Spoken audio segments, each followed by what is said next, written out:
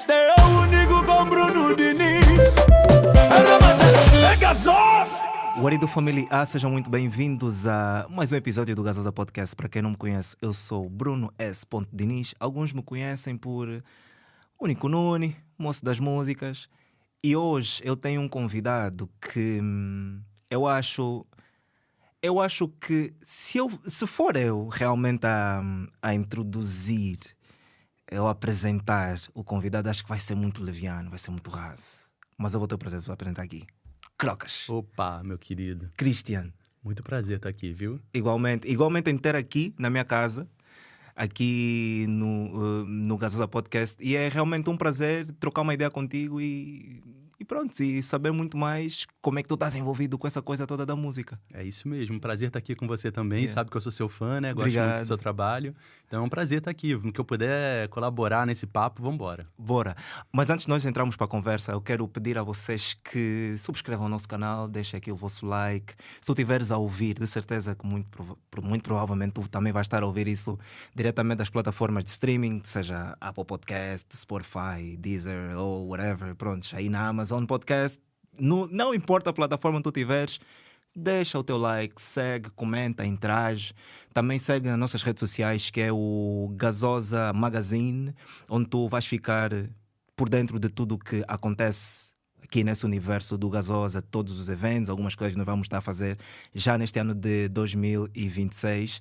E é isso. Olha, e também agradecer imenso a Binco, que está comigo desde o primeiro dia, que cuida dessa linhagem toda criativa, que me ajuda também a materializar esses episódios, essas conversas agradáveis que vocês vão estar a ver daqui para frente. Yeah?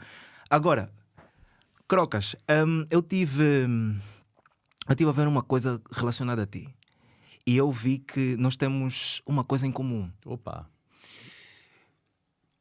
Do jeito que surgiu o teu nome, Crocas, era um apelido que tu não gostavas. Era assim, o meu nome é Christian Roças, Isso. né? E aí o meu e-mail ficava C. Rocas. Isso. Então teve um dia que uma editora, eu sou jornalista, né, de formação, escrevia em redações e tudo mais, ela começou a me chamar de Crocas. Eu não vou te dizer que eu ficasse incomodado com aquilo, mas meu nome é bonito, né? Christian eu acho um nome bonito. Já nem consigo mais, nem me chamam mais assim há muito tempo. E aí acabou pegando, de tanto, né, que a gente não... No começo, quando a gente não aceita muito o apelido, ele pega mais rápido. Isso é que nós temos em comum, porque eu também, no início, olha, eu queria que o pessoal me conhecesse moço das músicas não, Bruno Diniz, mas pronto, só que Bruno Diniz era um nome que, epá, tinha vários Brunos Dinizes, pronto, acho que não se coloca os nomes no plural, mas tinham várias pessoas que têm o mesmo nome, então eu adicionei o S, que significa Santana, que é um dos meus nomes. E sempre que eu fosse para a rua, o pessoal olhava para mim e dizia: "Oh, tu és o moço das músicas, tu és aquela pessoa que coloca as músicas no Instagram." E eu não gostava também. Porque o teu nome, eu sou Bruno Diniz. Mas moço das músicas é bom, né? Eu mas usei é isso a que meu moço favor. tem... Acho que no contexto do português de Portugal, não sei em África como é, mas no Brasil moço é bacana, é um termo bom. Aqui eu não tenho muita certeza, porque às vezes quando eu vinha pra cá, a gente entra num táxi e fala, o brasileiro fala: "Oi, moço, tudo bom?" "Oi, moço", a gente tem essa mania. Porque é carinhoso de algum jeito. Mas alguns não gostavam, falavam pra mim que moço não era um bom termo de se usar. Não sei. Pronto, em Angola eu não sinto muito isso. Eu acho que eu tenho a certeza que moço é uma coisa boa. É querido de algum jeito, né? Pois não sei querido. te explicar. Então, ser resumido a moço das músicas me fez... não, acho que não faz sentido, não gostava muito. Mas depois usei isso a meu favor e passei a gostar. Então, eu fiquei, acho que nós temos em comum, porque eu tinha visto isso. Eu tinha visto que tu disseste isso numa das entrevistas, em que tu explicaste essa cena toda. E disseste, não, eu não gostava muito desse nome, mas depois acabou por purificar. Ficou, já era. Agora todo mundo só me chama assim.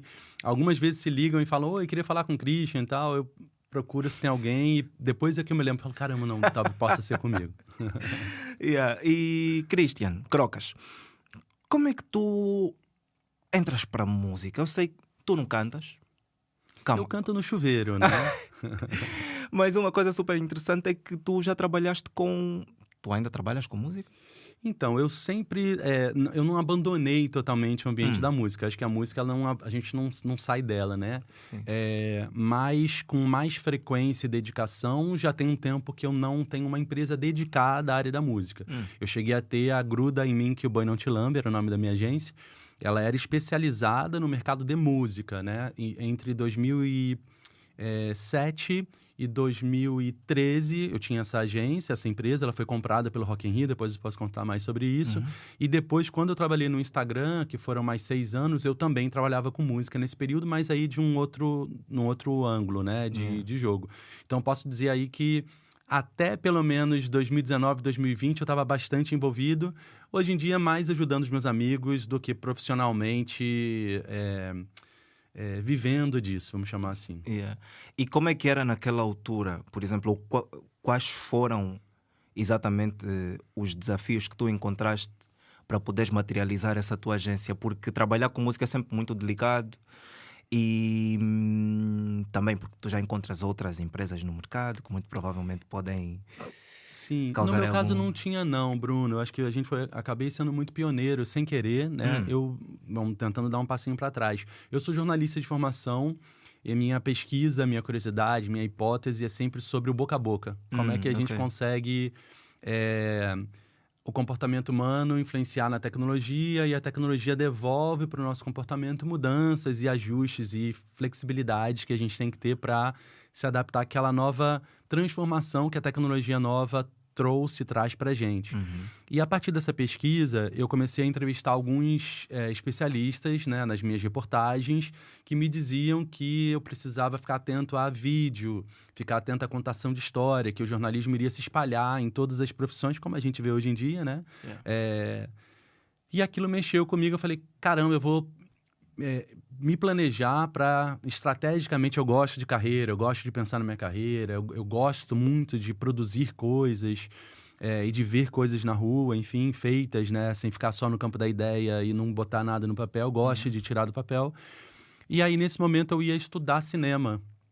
Eu estava planejando de ir para a Argentina, o cinema na Argentina é muito bom. O Brasil agora conseguiu recuperar bem a indústria, mas na época a indústria brasileira ainda não era tão forte nesse campo específico, era muito forte em televisão, como sempre foi, mas no cinema não era. Agora que passou a ser muito, ganhamos um Oscar, enfim, uma série de coisas.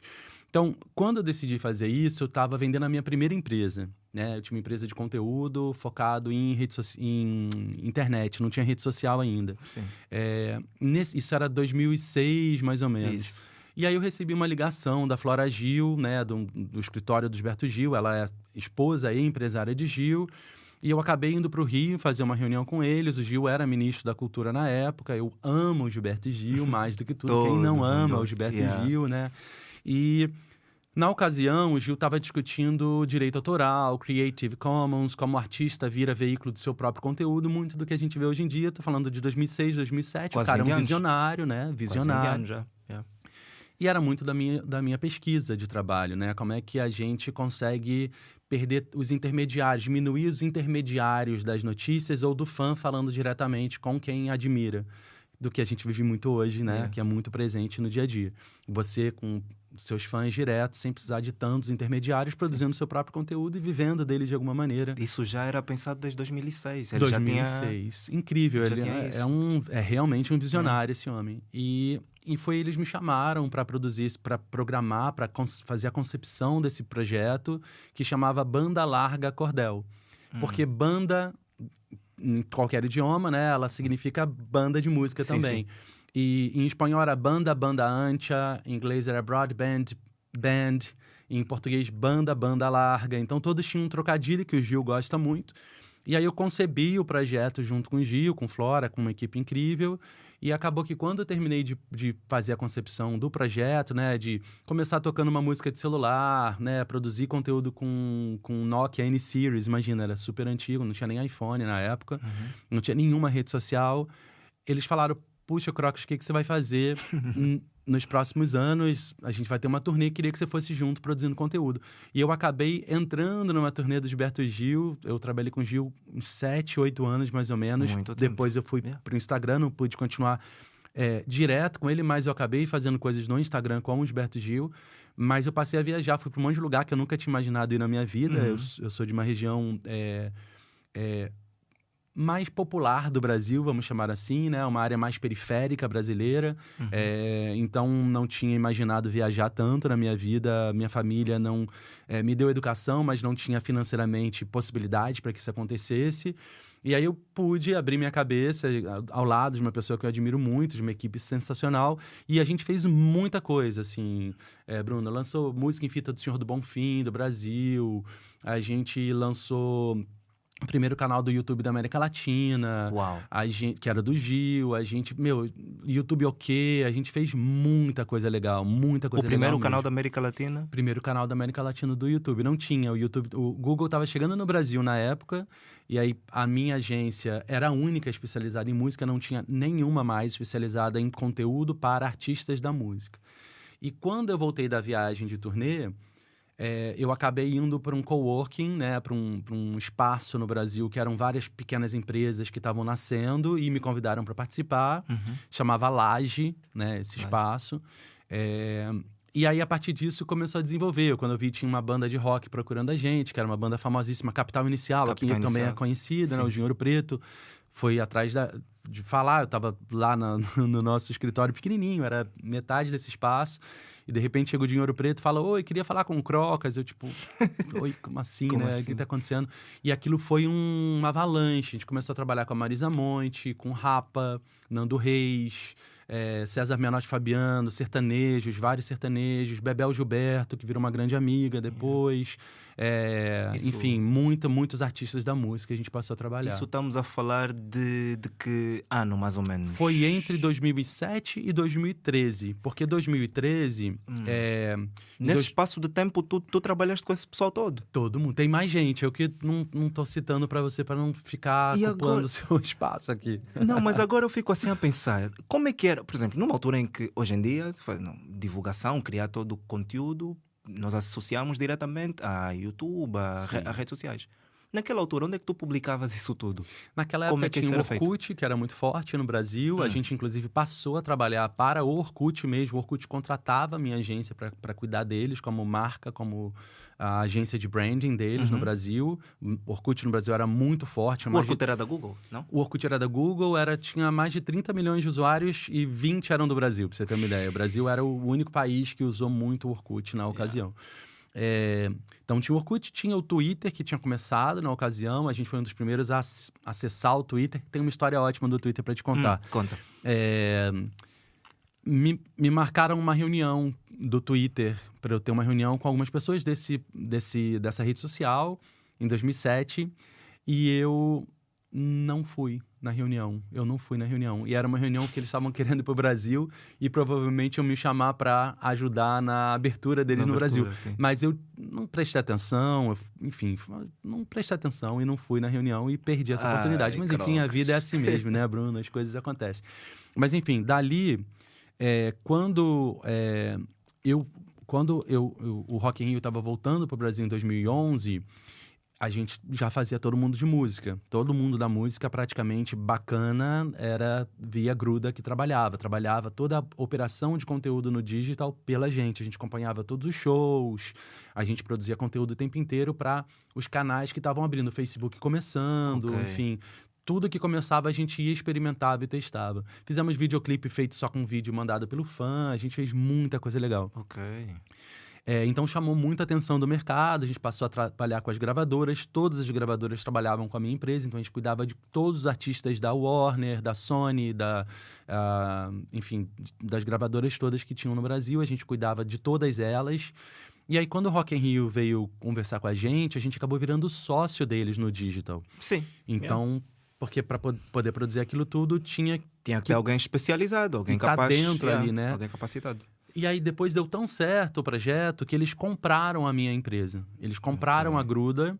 Eu fiquei mais um ano nessa transição. E o Instagram estava chegando no Brasil e me chamou para cuidar dessa área de creators e influenciadores. Não chamava nada assim na época, né? Chamava celebridade na época. Ok. Não tinha... por quê? Porque a plataforma, de certeza, naquela altura, essa cena de criação de conteúdo não existia. Não tinha. E era muito mais focado para as pessoas que já eram vistas como celebridades ou muito populares, da música, de qualquer outro Exatamente, segmento. ainda não tinham os youtubers, ainda não tinham os instagramers, não tinham os creators, como depois foram batizados.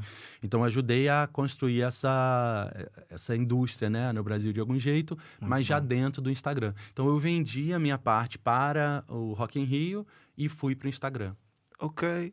E quais eram os desafios naquela altura? Porque eu fico assim a pensar, porque assim faz muita confusão de como é que naquela altura, epá, como é que as coisas se materializavam, sinceramente, porque ver uma pessoa como Gilberto Gil, que em 2006 já tinha pensado nisso, coisa que nós estamos a fazer recentemente. Sim. É um mercado muito recente e ver que já há quase 20 anos ele já tinha pensado nisso faz pensar, epá, de como é que tu recebeste e quais eram os desafios. Será que tiveste algum sentimento de impotência no meio disso tudo ou foi muito mais...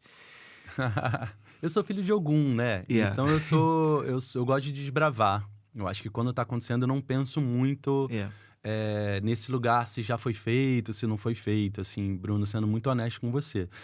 Eu gosto, na verdade, de lugares que não foram desbravados ainda. Eu gosto dessa responsabilidade de olhar com cautela os ângulos, né? Então ali tinha um desafio, direito autoral era um desafio, né? Então todas as vezes que eu pegava meu celular, meu telemóvel para fazer uma gravação, tinha algum problema. Os músicos reclamavam, quem é que vai pagar esse meu direito, quem não vai. Então eram questões que a gente sabia que iam ser levantadas e que ainda bem que era agiu amparando para que elas pudessem ser discutidas com o grau de responsabilidade e de gentileza e de autoescuta que necessitava ter, né?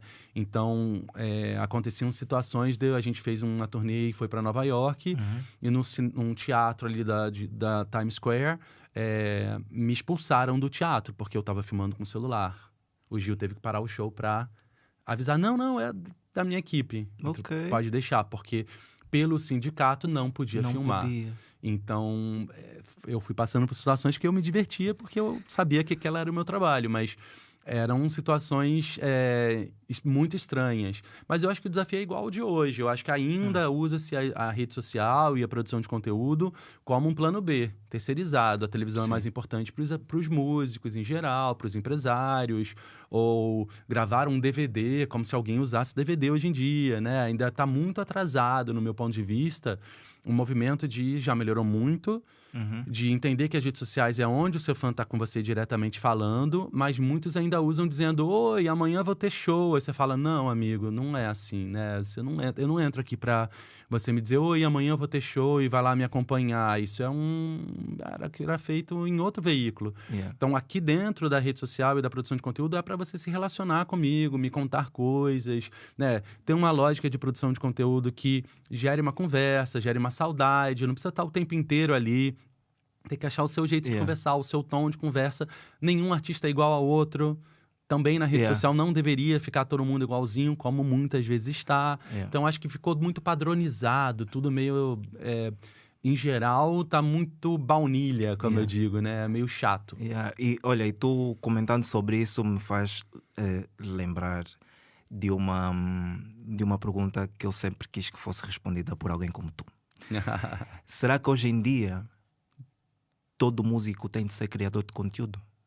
Eu acho que ele não tem que ser um criador de conteúdo, mas eu acho que todo profissional, qualquer um, deveria aprender a habilidade e a linguagem das redes sociais e da produção de conteúdo. Eu acho que sim. Eu acho que hoje um médico que não entende como se posicionar em rede social, ele está deixando espaço para um negacionista entrar naquele lugar.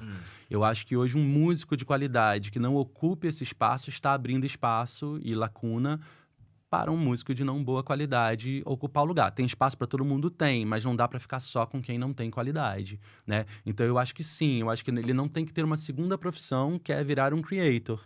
Mas igual ele tem um assessor de imprensa, né? Igual ele tem um empresário, igual tem um figurinista, igual tem um maquiador, igual tem um treinador de voz, igual tem um maestro, por que não ter alguém que responsavelmente, cuidando da maneira, trazendo a sua personalidade e representando ela na produção de conteúdo, porque ele não ter um profissional ou alguns profissionais desse dentro da equipe dele ou dela, né? Então, a linguagem precisa ser feita, porque senão fica essa vergonha que é: oi, gente, amanhã eu vou tocar em tal lugar. Você fala: puta, obrigado, você só passa aqui para me pedir alguma coisa? Você não passa aqui para conversar comigo?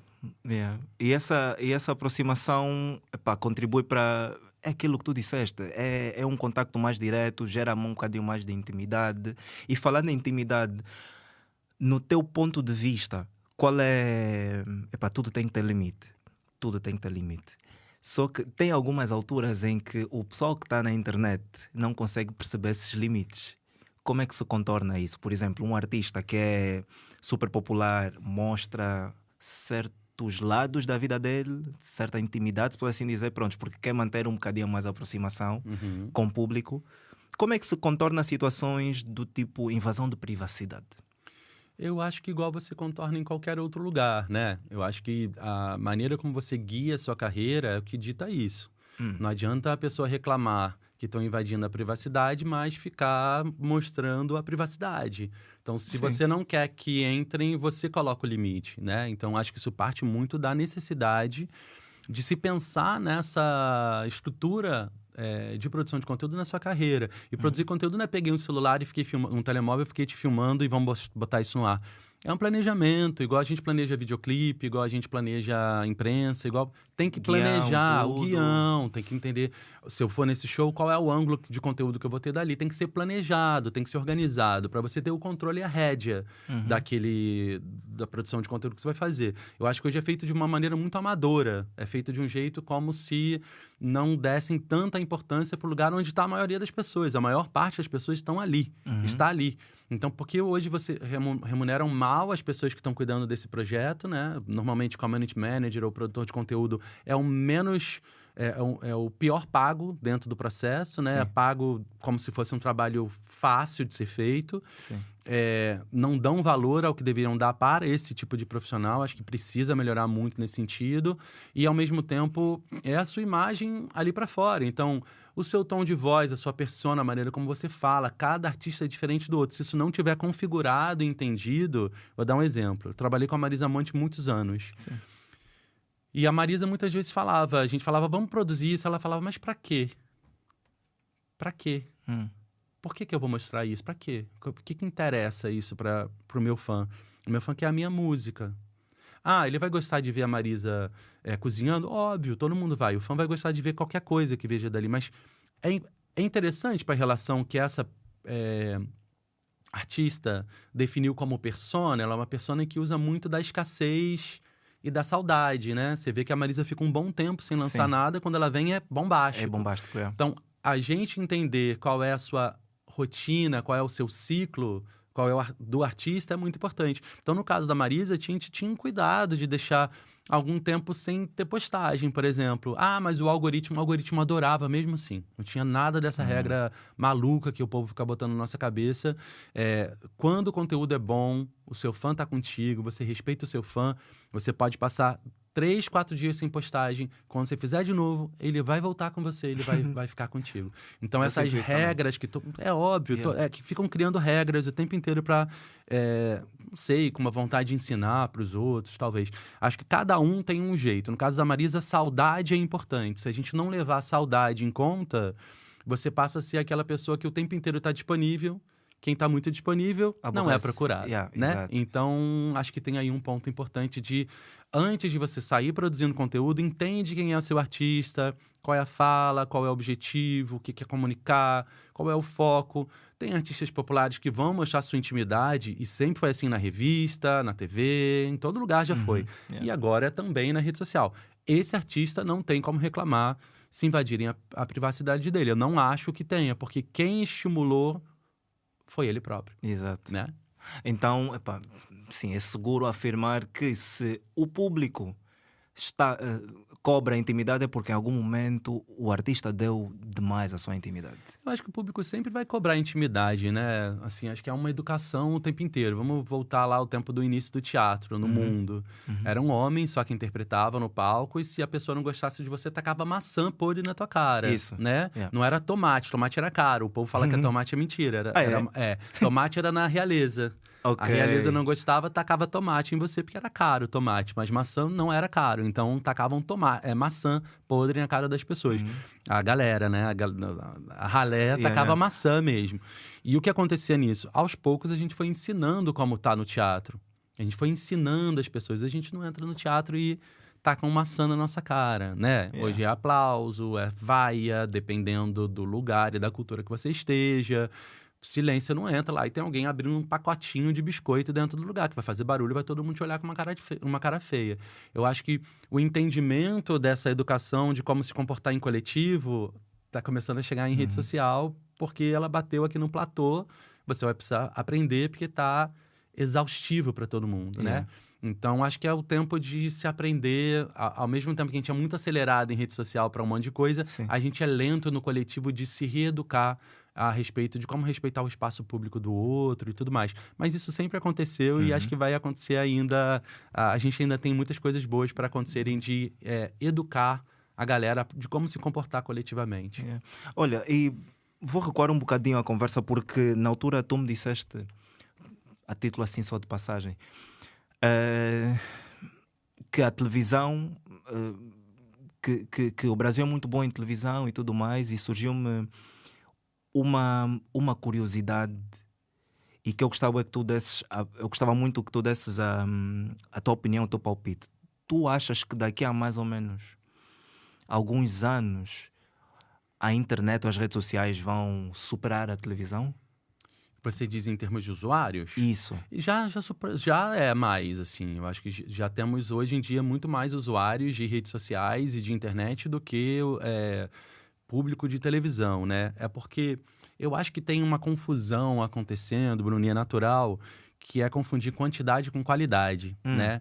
Então, não é porque tem mais gente ali que é melhor. Então, às vezes a gente vai começar a perceber uma mudança, eu vejo isso, que é um olhar para comunidade, né? Comunidade no sentido de pertencimento, de direitos e deveres, do que a gente tem em comum, quais são as validações, quais são as memórias coletivas que a gente cria, né? Quais são as sensações em conjunto que a gente faz. Então, acho que esse entendimento a respeito do que é comunidade, que eu acho que a gente ainda está engatinhando, a galera está confundindo o que é comunidade com grupo de WhatsApp, né? Grupo de WhatsApp não é comunidade, é só um grupo de WhatsApp que você fica mandando coisa, que é o que as marcas estão fazendo, né? Isso não é comunidade, isso é grupo de WhatsApp de spam chato, por sinal, inclusive, assim, é um pouco por aí. Muito chato, e o povo tá achando que é super legal. Nem a própria marca, nem o artista tá ali mais, né? Ele não fica, mas ele tá fazendo. Então, acho que tem aqui, de novo, educação. Eu tenho a sensação de que a televisão, por conta de ser mais cara ainda em termos de produção, ela, quando você aparece nela, parece que você foi melhor validado. Parece que você ganhou uma consolidação, parece que tem há uma mudança de nível, por assim dizer? É uma percepção, uma né? percepção Há uma percepção diferente. de que você foi...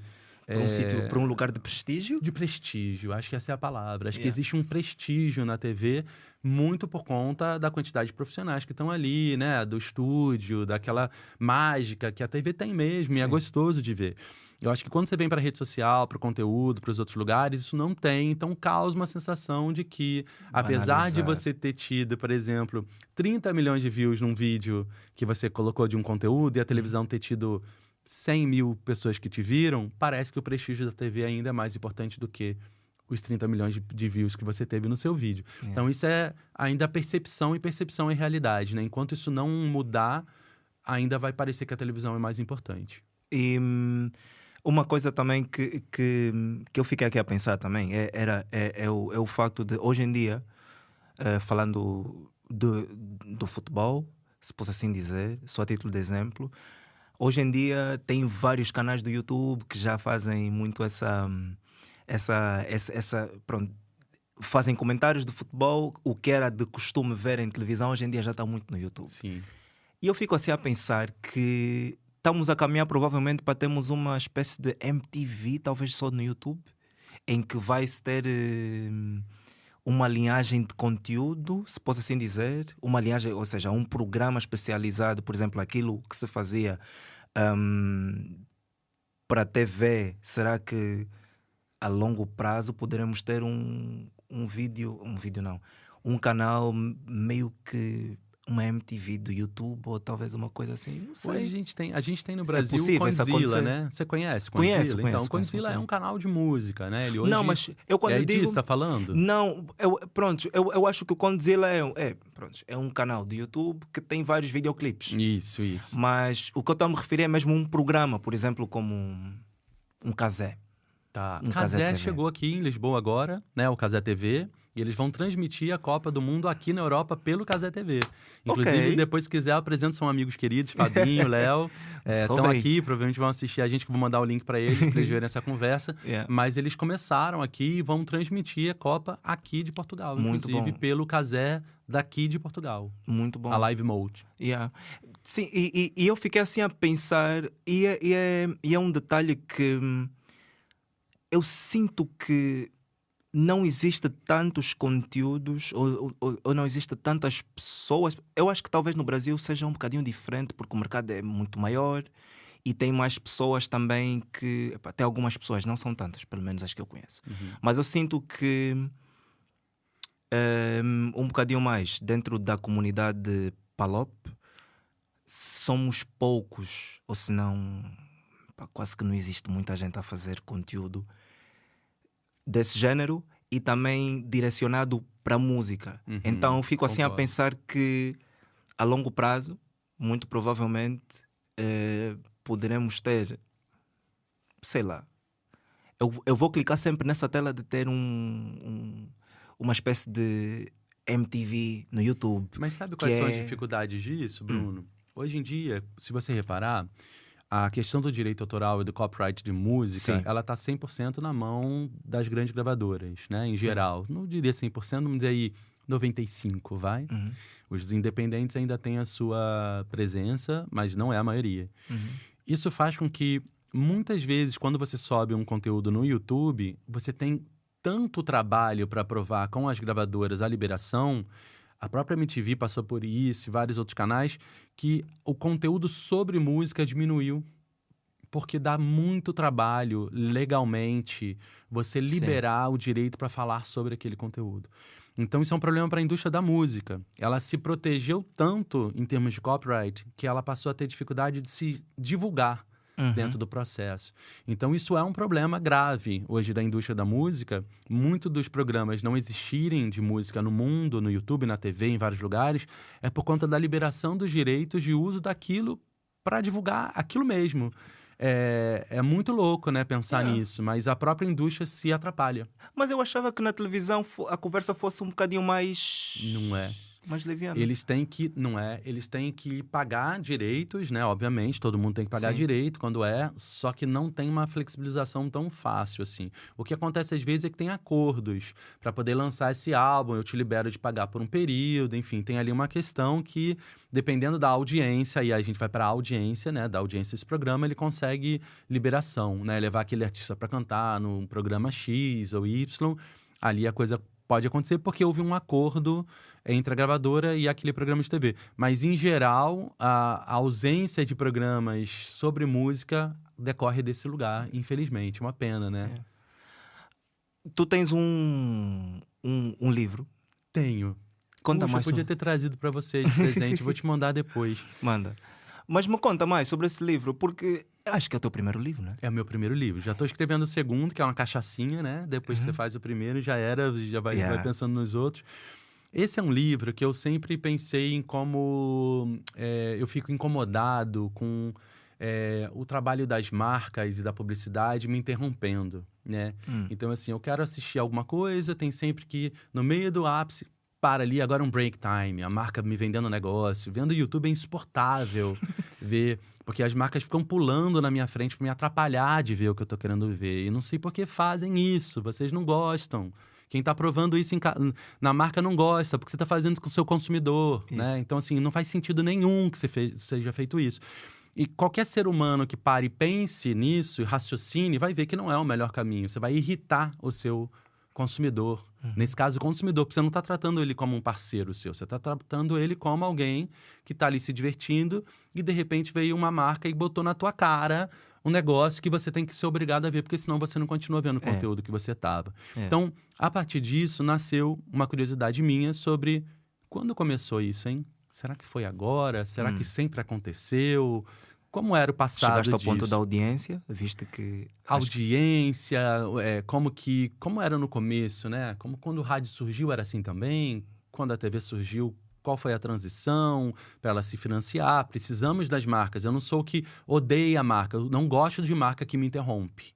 É esse o ponto. E existem marcas que já são inteligentes o suficiente, criativas para não me interromperem, né? Me entreterem, me dar serviço, me trazer coisas legais, experiências boas. Não precisa me interromper. Isso é papo que não existe mais para mim. Eu vejo a marca me interrompendo, eu vou lá, eu sou o espírito de porco, Bruno, que vou lá e vou nos 3 pontinhos e flag, para poder atrapalhar aquela marca, de tanto que eu detesto isso. Então, isso originou um livro. Esse livro, ele fez... Eu consegui, graças à Citadel, que é a minha editora, ter pesquisadores trabalhando comigo. Esses pesquisadores foram para o passado, desde a época de Roma, olhar situações que aconteciam para que a gente pudesse se comunicar sem interromper as pessoas, chamar atenção, conquistar atenção, e depois que conquista a atenção, o que eu faço com ela, né? Porque você pode conquistar a atenção da pessoa e ser um chato. Então é melhor você não chamar atenção, né? Fica quieto na sua, fica invisível aí, que é melhor do que você chamar atenção de ser um grande chato. Então, como é que a gente fez desde sempre, desde o passado até hoje, nesse processo de não interromper e achar mecanismos e maneiras de conquistar a atenção dessa nossa audiência, dessa comunidade, mas de um jeito interessante e bacana. E é isso que o livro conta. O livro vem contando toda a transição, desde Roma Antiga, com Cícero, depois passa pelo nascimento do jornal, da linguagem do jornal na pirâmide invertida, por que nasceu, o contexto de época, econômico, social, a invasão da Guerra dos Mundos por Orson Welles, como que aquilo aconteceu de verdade. Na faculdade a gente não ouve a história inteira, né? Eles contam ali um negócio pinceladinho. Então a gente foi entender o contexto, como aconteceu, o que rolou mesmo. E aí o livro conta esse pedaço todo de lá de Traizão até o momento de agora, preparando para o livro 2. É uma tríade. O livro 2 vai ser uma continuidade desse primeiro, mas com outro ângulo. Mas esse primeiro fala sobre parem de me interromper, estratégias de comunicação na era da distração. Como é que um artista consegue captar a atenção na era da distração? Sendo o máximo possível ele mesmo. O máximo possível. A originalidade mesmo faz sentido. Muito, muito, muito. Quanto mais original. Existe hoje um trabalho, infelizmente, acontecendo, que é o artista achar que está refém do algoritmo. Não está. Isso é lenda. Assim, não está. Não está. Mas por que Crocas, mas por que esse tipo de informação nos chega? Por que tem muita gente que prolifera essa informação? Será que essas pessoas sabem que isso é realmente uma mentira, entre aspas? Ou se calhar também são inocentes e caem no conto do vigário, por assim dizer? Eu tenho a impressão de que infelizmente, a rede social está muito mais ocupada por gente ainda desqualificada do que qualificada, né? As pessoas qualificadas, em geral, elas têm muito preconceito também, né, Bruno? Assim, eu falo isso para meus amigos, eu falo, cara, você é um cientista incrível, porque você não está na rede social? Ah, não, porque é meio... Você fala, mas você não escreve um artigo para Folha de São Paulo? Ah, Folha de São Paulo não pode, a rede social não pode. Então, acho que existe ainda uma mudança de raciocínio para perceber que se os grandes pensadores, as pessoas interessantes, quem tem um trabalho sério de pesquisa, de cuidado, de arte, de qualquer área que seja, se elas não estiverem presentes ocupando esses espaços, eles vão ser ocupados por outras pessoas. E hoje em dia, na área que eu atuo, por exemplo, eu vejo uma galera vendendo dificuldade para depois escolher contratos para facilitar aquilo que foi dito. Então, inventa-se um monte de coisa, tem um monte de guru. Eu vejo e falo, caramba, a merda que essa pessoa está falando. Mas fala-se muito, as pessoas vão uma repetindo a outra, uma repetindo a outra, uma repetindo a outra. Verdade, mentira sendo repetida 1000 vezes, vira o quê? Vira uma verdade. Então, muito está acontecendo isso e eu falo, isso não é verdade. Se você olhar hoje, existem muitos perfis que não fazem essas postagens com a frequência que todo mundo fica cagando regra que tem que ser feita e que tem melhor resultado do que os perfis que estão colocando toda hora. É menos sobre quantidade e mais sobre a qualidade da história que você conta, quem é você mesmo, por exemplo. Os artistas que hoje tentam agradar o seu público lançando uma música que ele acha que o público vai gostar, faz o quê? Flopa. Porque quando a gente gosta de um artista, a gente quer ser surpreendido pelo que esse artista faz. Sim. Se esse artista não me surpreende porque está trazendo o que acha que eu quero, nem eu sei o que eu quero. Eu quero que você me surpreenda. Então, essa confusão que passou a existir entre querer agradar esse algoritmo de algum jeito, seguir alguma regrinha que alguém cagou para mim de alguma maneira, faz com que fique tudo muito baunilha. Volta aqui, fica tudo muito igualzinho. Explica. O termo baunilha é muito mais para se retratar algo que é muito igual, algo que é... É uma coisa que é o mesmo gosto, o né? mesmo Você vai gosto, em qualquer sorveteria, você pede baunilha, é tudo o mesmo gosto, né? Não tem uma diferença naquilo, não tem nada demais. É gostoso, é legal. Mas é mais do mesmo. Né? Tipo... Não, mas agora, voltando mesmo para aquilo que tu estavas a dizer e eu te interrompi, que foi como é que se capta, como é que um músico pode captar a atenção das pessoas numa era da distração? Eu começaria pela originalidade. Sim. Aí existe um trabalho para ser feito que é de marca, né? Qual é o seu tom de voz? Igual a gente faz para uma marca dessa água, igual desse microfone, igual faz para marcas jurídicas, vamos chamar assim, é necessário fazer para esse artista. Qual é a sua marca? Qual é a sua mensagem? O que você quer dizer? Qual é o seu propósito? Como é que você vai se posicionar? Onde você vai aparecer? Onde você não vai aparecer? A sua ausência em algum lugar é mensagem.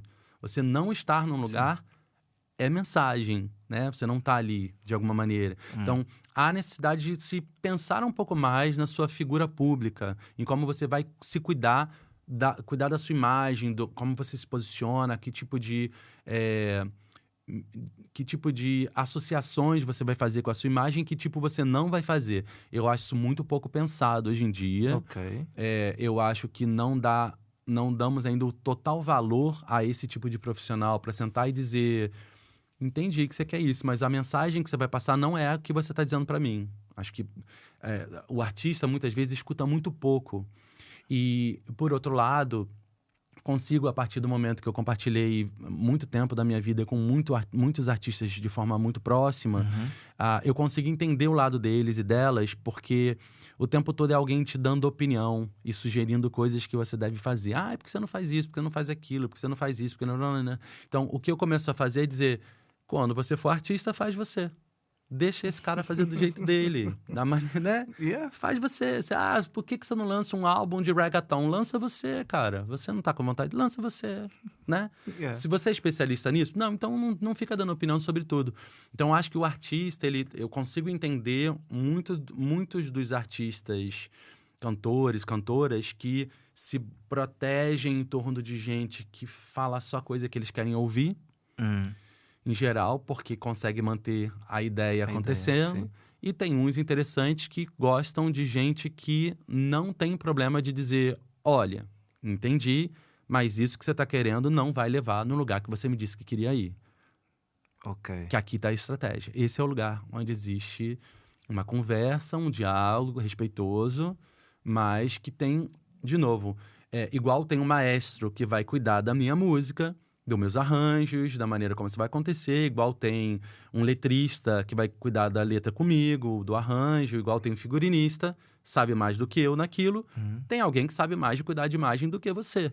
Então, você deveria estar escutando essa pessoa. Então, acho que aqui tem um hiato de mercado ainda, e eu, particularmente, como eu tenho uma gentileza na maneira de dizer isso para esses profissionais que eu sempre trabalhei, eles já sabem que, às vezes, o meu silêncio significa que eu não aconselho ir por aquele lugar.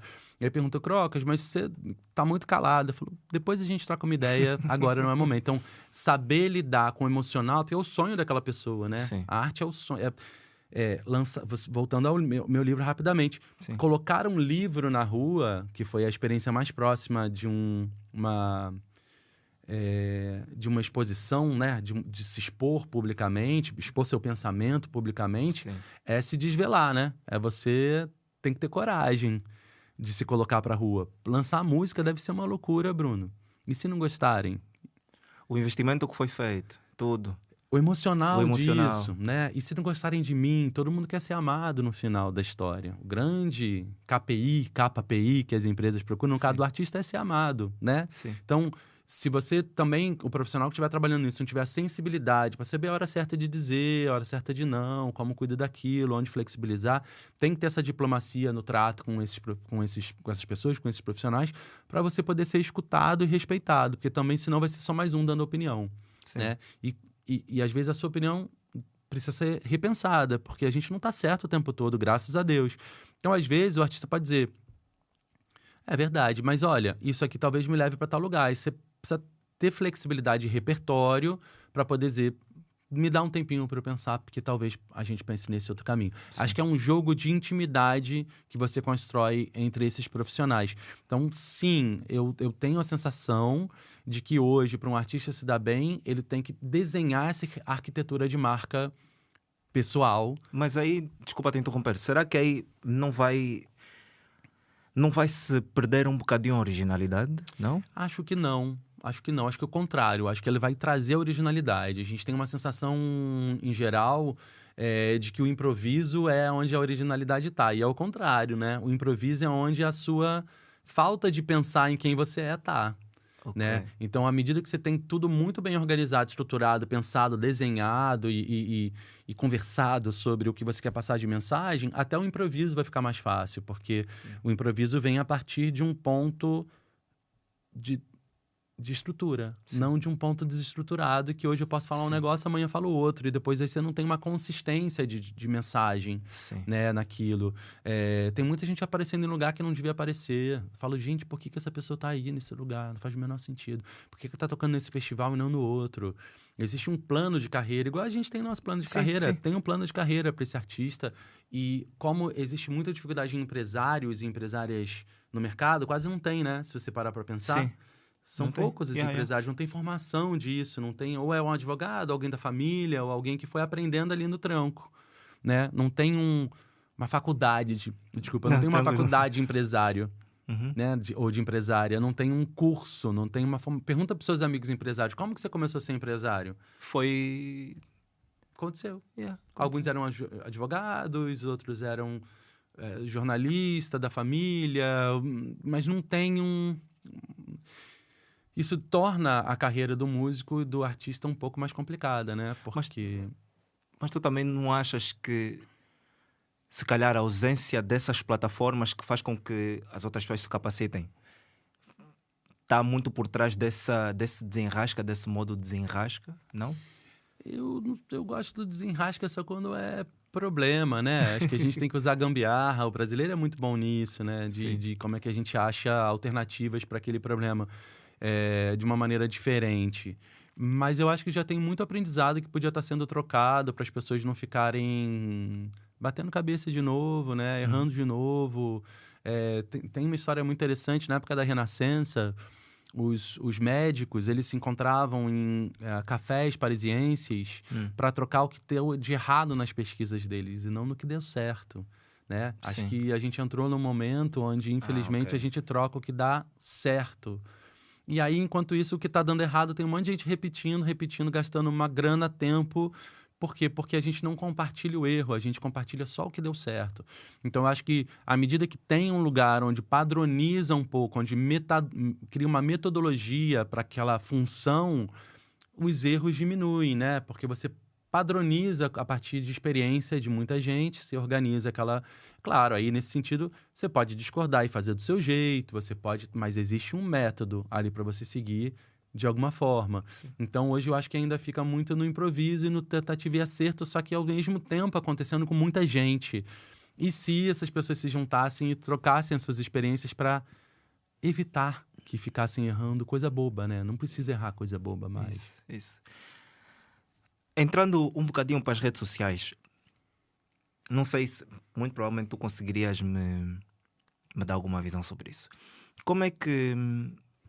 Atenção, tu nesse momento tu não trabalhas diretamente com as redes sociais. Por exemplo, tu não estás a trabalhar diretamente com a Meta? desculpa, ou com Facebook ou com Instagram? Então, hoje eu faço de um outro ângulo, né? Faz de um outro ângulo. De um outro Era ângulo. isso. Eles são meus clientes hoje Sim. em dia, mas eu trabalho mais com profissionais que têm intenção de ter um bom posicionamento em redes sociais, em conteúdo. Como é que as redes sociais, ou como é que... Não sei se tu conseguirias me dar essa visão, mas eu sei que tu trabalhas com artistas até o momento. Sim. Como é que os artistas encaram essa coisa das trends com as músicas, muitas vezes as pessoas não conseguem, imagina, ter... muita gente, infelizmente, não sabe da essência, por exemplo, de mecanismos como o Instagram Music. Então, quando faz um vídeo, acaba sempre por colocar a música do artista por fora. Sim. E o artista, não ganha alguma coisa. Como é que tu consegues aconselhar, se posso assim dizer, ou qual é a tua opinião com relação a isso, ao facto de que uma música de um artista é utilizada por fora, não é utilizada pelo Instagram Music, ou seja, ele não coloca a música através do Instagram Music. Como é que fica o clima, como é que fica a cabeça do artista, como é que tu consegues lidar com isso, ou como é que se resolve isso? Eu acho que no Para caso as redes das sociais. redes sociais, a partir da música, ela já foi, não monetariamente ainda, há uma reclamação sobre o valor pago pelas plataformas, tanto de redes sociais quanto de streaming para eles, né? Muito pouco ainda pago. Muito pouco ou não pagam mesmo? Muito pouco, ok. é muito pouco. Já é pago, né? Já não tem mais como não ser pago. De novo, o poderio das gravadoras é muito forte nesse sentido, então eles têm todo tipo de controle para take down a música, para várias coisas, o que é bom por um lado e é péssimo para a indústria do outro, porque perde-se oportunidades de promoção, né? Sim. Mas, por um lado, é interessante para o artista, mesmo ele ganhando pouco, ele já ganha alguma coisa, o que não é suficiente ainda. Sim. Mas isso já acontece. Hoje você não consegue botar uma música no Instagram, em outros lugares, se você não for remunerado pelo Instagram pelo uso daquela música. Instagram, TikTok, enfim, todas as outras plataformas, YouTube e tudo mais. Mas há uma regra e um controle de copyright muito severo nisso. Então, artistas independentes, por exemplo, não tocam no Instagram. Não conseguem. Porque o Instagram não vai ter como pagar para esse artista. Então, ok. então, há uma lacuna, de novo, em prol dos grandiosos, quem não é, ok. não tem espaço Percebi. ali dentro. Esse eu não sabia. Né? Então, isso acontece. Agora, no âmbito que você me perguntou de como é que os artistas, de alguma maneira, entram em trends e tudo mais, eu sinto que depende do seu posicionamento. Se você é um artista popular, vale a pena você entrar em trend. O povo enche o saco com dancinha. Eu adoro, quer dançar, dança, amigo, né? O problema do mundo fosse a dança, né? Sim. Bruno, tem um monte de gente dizendo, não é dancinha de TikTok. Deixa o povo dançar, é melhor do que fazer guerra. É melhor do que falar mal do outro, né? Deixa a galera dançar. Tá incomodado porque não sabe dançar? Por isso tá incomodado, né? Então acho uma gente chata do cacete. Então deixa o povo dançar. Se você tem uma música e você quer entrar na trend da dança, entre na trend da dança. Mas combina com a sua persona, combina com o seu perfil de artista, combina com o que você passa de mensagem. Sim. Se combinar, segue a vida, segue nela. Se não combinar contigo, se você é um perfil mais clássico, um perfil mais... não vai combinar com você, então não faça. Mas é igual, vamos jogar analogia, é igual você ir num programa de televisão e você fazer dancinha no palco. Se você for clássico, você vai fazer isso? Não vai. Não, obviamente que não. Então, é a mesma coisa. A galera só tá complicando demais a nossa vida. Os meus amigos gurus, né? O povo guru, vendendo dificuldade, plantando dificuldade para poder colher facilidade. Fingir que tá vendendo alguma coisa que descobriu a pólvora, que descobriu... É muito delicado, delicado isso tudo. Olha, Croca, já estamos a chegar um bocadinho, já estamos a chegar mesmo no final. O que eu também gostava de perceber é, tu tens muitos trabalhos relacionados aos músicos. Uma curiosidade que eu tenho, tu nunca pensaste mesmo em cantar? Então, assim, Bruno, eu gosto muito de cantar. Não penso em cantar profissionalmente, absolutamente, mas eu gosto de cantar. Algum instrumento? Toco violão, sim. Tens pinta de pessoa que toco toca violão, algum instrumento? Não toco há muito tempo, mas toco violão, gosto. É igual andar de bicicleta, né? Nunca escreveste também nenhuma música? Não cheguei por esse lugar, não, assim. Mas eu gosto muito de música. A música sempre na minha família esteve muito presente dentro todos os momentos da minha casa. Gosto de cantar, mas nunca pensei e nem sonho em cantar profissionalmente. Tem muitas pessoas melhores do que eu para fazer isso. Eu faço só por meu bel prazer mesmo. Ok. E, epá, eu agora fiquei naquela. Ainda temos algum tempo, né? Mais quanto tempo? Ok, E isso é só para Sim. coisa um bocado. E eu fiquei assim a pensar. E eu te perguntei isso porquê? Porque normalmente as pessoas, quando. Nem todo mundo, mas algumas pessoas, quando entram para o mundo, ou seja, fazem um bocadinho o trabalho que tu fazes, é porque tem alguma relação muito mais profunda com a música. Ou tocam algum instrumento, eu não sei se é o teu caso. Sim, no meu caso, acho que a minha carreira não é muito não linear, né, Bruno? Assim, se você reparar, eu consegui passar dentro da comunicação em geral por tipos de profissões que quando você olha e fala, mas essa mesma pessoa fez isso? Como assim, né? Não, tem uma carreira muito linear em geral, que a gente é ensinado, né, Sim. a ter. Se você não segue essa linearidade, você é um fracassado, ou você não... E eu, de novo, não acredito nessas regras. Eu acredito que você tem que fazer o que você tem vontade de fazer e tem talento para, né? Então, na música, eu acabei entrando para ela porque eu tinha uma pesquisa sobre conteúdo e artista e veículo o artista trabalhando para ser veículo do seu próprio conteúdo. Foi isso que me levou para trabalhar na música. Foi exatamente isso. Né? Então, por acaso, melhor dos mundos, era um artista no nível do Gilberto Gil, né? Então, o Gil eu agradeço, tá na dedicatória do meu livro, tá todas as dedicatórias da vida, do mundo.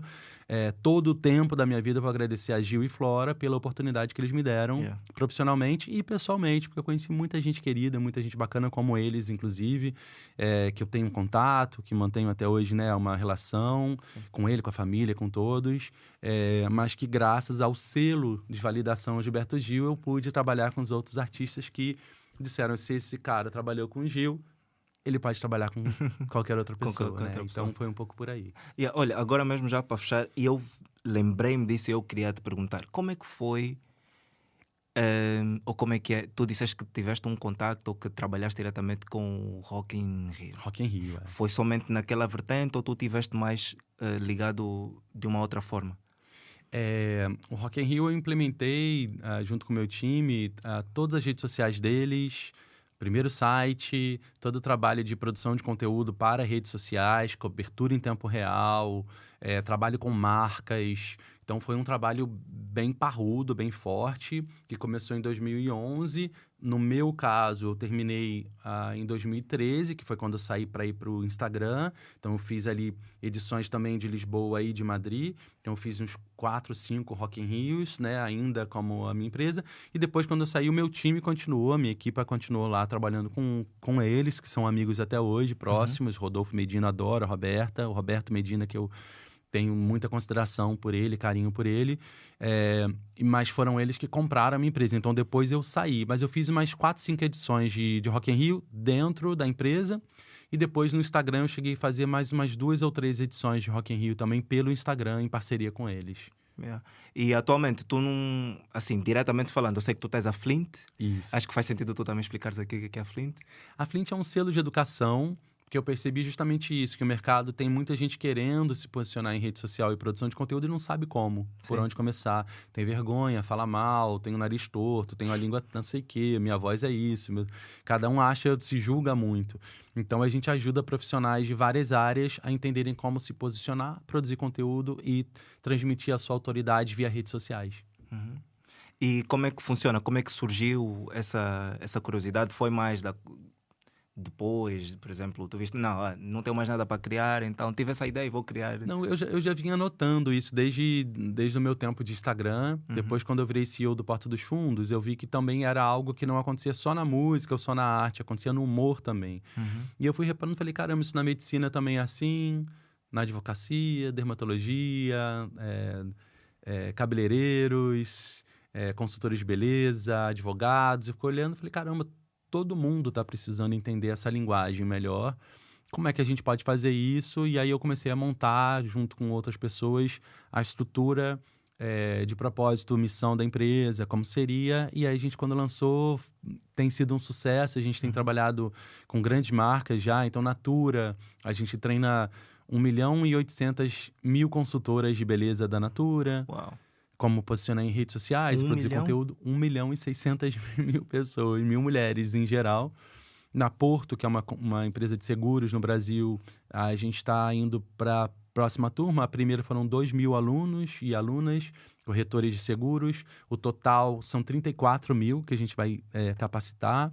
Depois a gente ainda atende OpenAI, a gente atende a Google, Sim. a gente atende o LinkedIn, a gente atende a Meta, a gente atende a Apsen, que é uma empresa de farmacêutica no Brasil, enfim, várias outras empresas, mas sempre com esse viés de como a gente ajuda a sua comunidade, que já entende muito bem de um determinado assunto, a se posicionar e trazer essa autoridade para as redes sociais da maneira dela, com autenticidade, com marca pessoal, com entendimento do tom de voz, para a partir daí poder... O tom de voz realmente influencia muito. Muito, é muito importante. Muito importante. Senão fica todo mundo igual. Yeah. Mas pronto, chegamos ao final. Crocas, breves considerações. Queres deixar alguma coisa para casa? Queres... Nada, eu quero só lembrar que quando a gente pensa que Portugal é pequenininho e que cada país em África também é pequeno, a gente está esquecendo de olhar que são 400 milhões de pessoas falando português, né? Então, se o seu conteúdo é muito legal, ele vai chegar no Brasil, ele vai chegar em Moçambique, ele vai chegar na Nigéria, ele vai chegar nos lugares que precisam chegar. Então, talvez a gente precise dar uma chacoalhadinha no raciocínio, no pensamento de que o meu conteúdo de Portugal só fica em Portugal. O seu conteúdo, se ele for muito legal, ele vai chegar onde ele quiser. Isso. Olha, muito obrigado. Obrigado você. Muito obrigado, Christian. Muito obrigado por ter estado aqui comigo. Muito obrigado a vocês que chegaram até aqui no Gasosa Podcast. Foi uma conversa muito agradável. Olha, eu vou ser sincero que várias vezes eu fiquei assim, a ouvir. Fiquei assim... a pensar e a repensar, porque eu tenho muitas perguntas para fazer. Tinha muitas perguntas para te fazer, mas infelizmente só temos 1 hora de conversa. E eu quero agradecer imenso a vocês que estiveram aí desse lado, acompanhar a conversa toda. Não se esqueçam de subscrever o canal, deixem o vosso like, sigam-me nas redes sociais, sigam também o Crocas nas redes sociais. E o nome é mesmo Crocas. É isso, né? É isso mesmo. É isso, o arroba do Instagram é Crocas, sigam também a Flint, sigam tudo, sigam e vocês vão amar e ver o conteúdo que o Crocas tem desenvolvido nesses últimos tempos. E no meu caso, eu sou o único Nuni no Instagram, Bruno Diniz. Às vezes eu fiz essa cara porque às vezes é complicado o pessoal fixar o nome único Nuni. Estou a cogitar em trocar o arroba. Depois vou ver se o Crocas me aconselha isso ou não. Mas é isso. Eu sou o único Nuni. E é isso. Muito obrigado. Até o próximo episódio. Gasosa.